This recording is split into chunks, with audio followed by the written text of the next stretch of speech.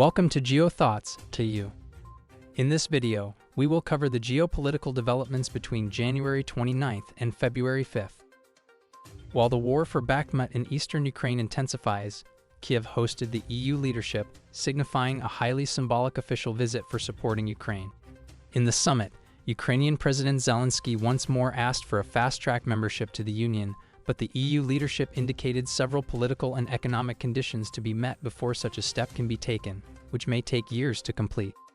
However, as the anniversary of the war approaches, the Commission President von der Leyen promised new aid packages to Kyiv and a new sanctions package that would target Russian technology and trade to assist Ukraine.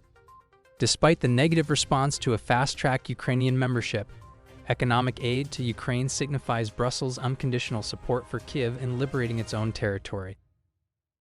A U.S. fighter jet shut down a Chinese balloon suspected of conducting spying a week after it entered the U.S. airspace, while causing increased diplomatic tension between Washington and Beijing. China strongly condemned the downing of its balloon, claiming that it was not a spy but a meteorological balloon, also used for other scientific purposes. Beijing also claimed that the balloon entered the U.S. airspace by accident, which did not require such aggressive behavior. After the Chinese aircraft was shut down, U.S. Secretary General Blinken postponed his visit to Beijing arranged in November 2022 after Biden met Xi in Bali. The postponement is perceived as a blow to the opportunity to stabilize worsening Sino-American relations mainly over Taiwan and trade.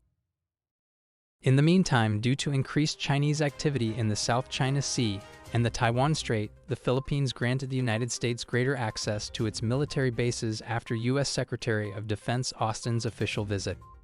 In 2014, the Enhanced Defense Cooperation Agreement (EDCA) was signed between the Philippines and the U.S., which allows U.S. forces to be stationed on the island. This new agreement will give access to 4 more locations to U.S. troops, making it 9 in total. In the meantime, China's Ministry of Foreign Affairs stated that greater U.S. access to the region jeopardizes stability and raises tensions. Further up north, the United States and its ally South Korea prepare against possible North Korean aggression.